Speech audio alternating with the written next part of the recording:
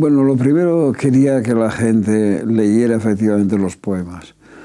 Tengo la sensación de que los lectores ante los poemas van, como diríamos, un poco con las previsiones puestas y que en realidad nada les sorprende.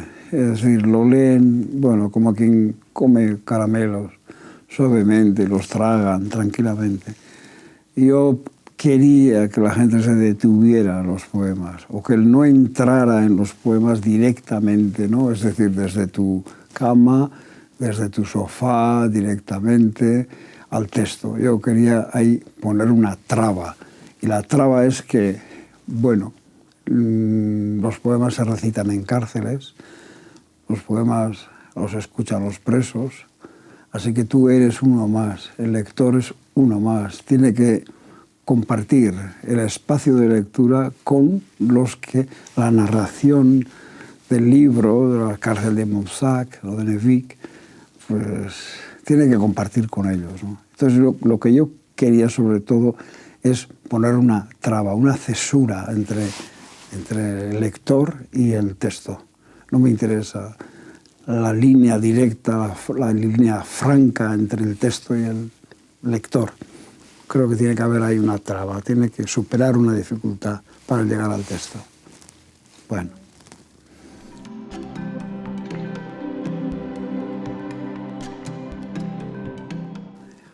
Cuando escribo, cuando imagino, yo necesito sobre todo espacio. Yo necesito espacio. Si ese espacio es obligatoriamente, como ocurre, por ejemplo, en las novelas negras, en las novelas de policías y ladrones, si ese espacio está determinado y es tal calle, y es tal ciudad, y es tal edificio, a mí eso me asfixia. Me asfixia porque yo necesito para lo que, digamos, no sé por qué, lo que sería mi forma de pensar y mi forma de imaginar, yo necesito desiertos, yo necesito espacios que no tengan límites, que no tengan topónimos, que no tengan historia, si quieres decirlo así. Y entonces primero empecé, digo, cercando, un poco haciendo un círculo, delimitando una zona de la realidad, diciendo, bueno, no me importa que, qué sé yo, en el pueblo donde nací haya un ayuntamiento. Yo del ayuntamiento no voy a hablar. En Obaba no hay ayuntamiento porque es de esa realidad, ese detalle, prescindo de ese detalle que no me interesa porque lo único que hace es estorbar a lo que yo quiero decir, que es a lo mejor un mensaje más poético que narrativo, ¿no? Y luego pasé de esa delimitación, pasé a otras delimitación ya, digamos, pasé a infinitos. Entonces, para mí la mente humana es un infinito.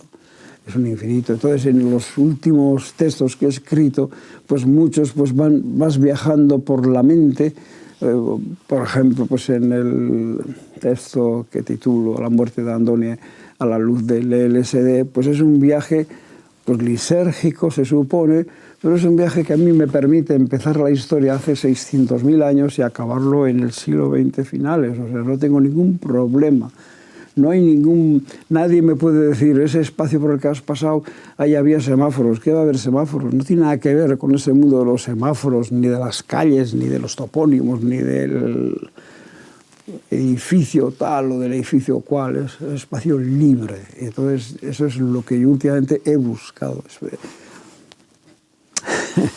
No sé decirte. Bueno, te pongo otro ejemplo. Si tú haces una narración, por la primera de todas desde el otro lado, que es una narración que es desde hace tiempo, pero y si los narradores fueran, digamos, seres humanos corrientes y molientes, ¿no? Pues estaría obligado a dar un montón de detalles, sinceramente. O sea, es decir, va a la plaza, ¿cómo se llama la plaza? La iglesia, ¿cómo es la iglesia? ¿Es barroca? ¿Es románica? Bueno, esto es lo que hace, al fondo, la literatura de corte naturalista, que es todavía muy importante a través de los géneros negros o seminegros o grises o lo que fuera, ¿no? Bueno, entonces, si en realidad, o sea, si tú, en lugar de, quería decir, en lugar de utilizar un narrador humano, utilizas narradores no humanos, es que el pájaro habla de lo que tú creas que habla de 4 cosas que te interesan a ti: el río, la casa, el perro que ladra, 4 elementos. Y si habla la oca, pues habla también de 4 elementos. Estás libre, o sea, te prescindes de los detalles. Igual es que mi lema es a poder ser, no des detalles, porque los detalles no aportan nada más que costumbrismo y naturalismo. Bueno, no sé si te lo digo bien, pero bueno, esta es un poco la idea que yo he tenido, ¿no?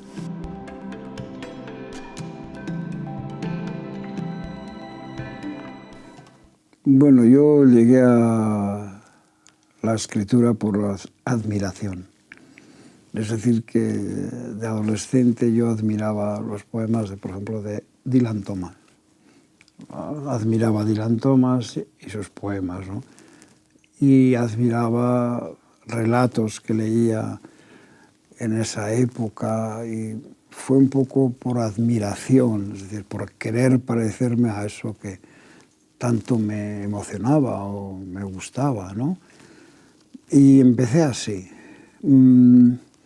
Luego el oficio va enseñándote, el oficio te va enseñando. El oficio es un gran profesor, ¿no? Y hablando de zonas de riesgo, pues efectivamente es muy difícil escribir y no entrar en zonas de riesgo, muy difícil.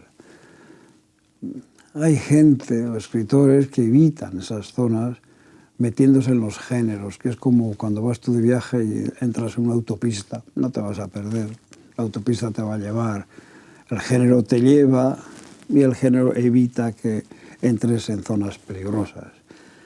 A mí me ha ocurrido, y lo voy a decir directamente, es que, bueno, de repente entro en una zona en la que hay que hablar de la tortura. ¿Y quién habla de la tortura? Es un tema tabú, absolutamente. Creo que en la literatura española somos 3 los escritores que hemos hablado de este asunto, ¿no? Pero tú de repente, por circunstancias, por historias, por tu vida, por lo que has visto y por lo que has vivido, tú de repente llega un momento en que es como ante un abismo. Dices, aquí o entro en este tema o reculo. No hablo de este asunto, pero claro, no hablar del asunto es no ser, para mí, escritor. Un escritor tiene que ir donde debe ir. O sea, si hay una obligación, un imperativo. No sé si es categórico, ¿no? Pero hay un imperativo una vez que tú llegas a un tema y sabes que debes hablar de ese tema. Y no hablarlo es recular, es una cobardía. Entonces, bueno, a mí me ha pasado, claro, por ser un escritor vasco y hablar de nuestra vida, que ha sido, yo siempre digo, la vida ahí, en fin, a este lado del Ebro, bueno, pues ha tenido unas circunstancias pues muy especiales, unidas concretamente pues a la violencia, a la lucha armada, en fin, que ha sido un abismo, ¿no? Y en ese abismo me he encontrado yo, pero no porque lo quise, sino porque nací en donde nací, estudié donde estudié, o sea, que es en el País Vasco, viví en Andoain. La adolescencia mía fue en Andoain. En Astaso no había política, o no quiero decir, no había política formalmente establecida. Pero en Andoain, cuando yo llegué a Andoain, se lo cuento en el epílogo ahora que he escrito para los 20 años de El hijo del acordeonista, en Andoain, cuando yo llegué me dijeron, aquí hay 17 grupos clandestinos. Entonces, claro, ya te da idea de en qué realidad estás. Entonces, bueno, a mí lo que más me ha costado es entrar en esos abismos, y lo que más riesgo me ha dado, y quizá también lo que más pesar me ha producido. Y bueno, y cuando publiqué ya que era Esos cielos, pues dije, bueno, se acabó, ya está bien. Esto hace ya 20 años o más. Claro, tampoco es lo mismo escribir sobre esos asuntos ahora, en los postres, que empezar hace 25 años a escribir sobre ellos, ¿no? A nadie le gustaba lo que escribías, sinceramente. A nadie.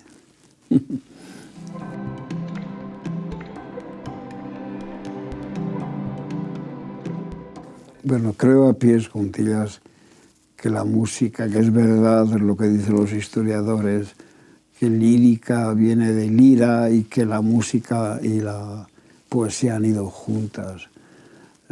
La primera canción, digamos, que está transcrita, en este caso grabada en piedra, ¿no?, que es la de Seikilos, hace, no sé, 2000 años o más. Bueno, ya es un carpe diem, es un poco decir, vive la vida, no te dejes, esta es la única que hay, es un poco el mensaje de ese poema, pero ese poema viene con notación musical de ese momento, o sea, es decir, que ya nace como canción. Yo creo firmemente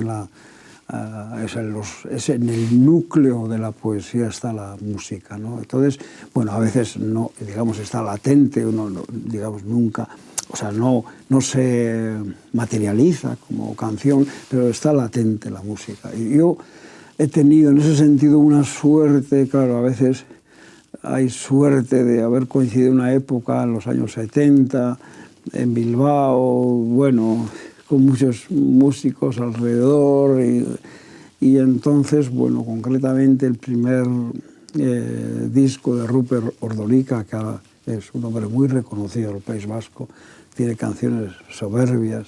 Bueno, resulta que Rupert Ordorica estaba en Bilbao y hicimos, con los poemas de Etiopía, hicimos un disco que se llama Hautsi de ánfora, se ha roto el ánfora, y que ahora mismo es un disco de los que se llaman de culto, ¿no? Pero claro, ahora, por ejemplo, y esto es una fanfarronada, pero te lo digo tal cual, cuando yo escucho, he ido a un concierto y cuando Rupert se pone a cantar una canción que se llama Crónica Parcial de los 70, que es en castellano, Eguneroko bizitza, y empieza Eguneroko bizitza y cada vez y veo que todo el mundo lo canta la canción, que es larguísima, y canta todas las veces. Pienso, bueno, a mí Ordorica me ha hecho el gran favor de hacer que mis palabras estén en la memoria de toda esta gente, ¿no?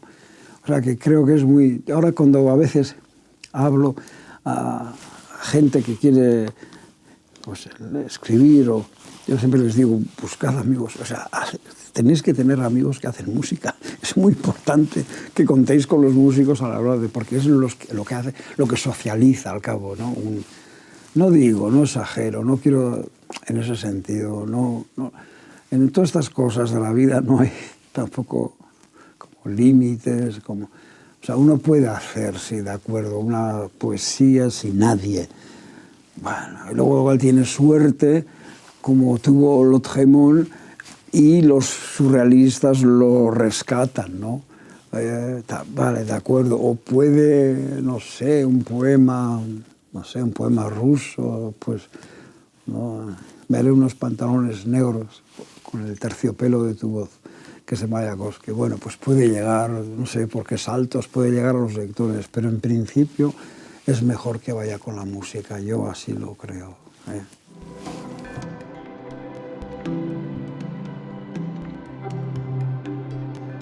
Un día finlandés. Necesito un día finlandés tan largo como 20, 30 o 40 días corrientes.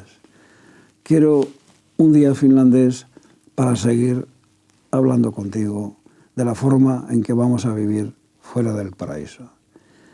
El cielo de Finlandia es azul y ahora en verano aún más azul.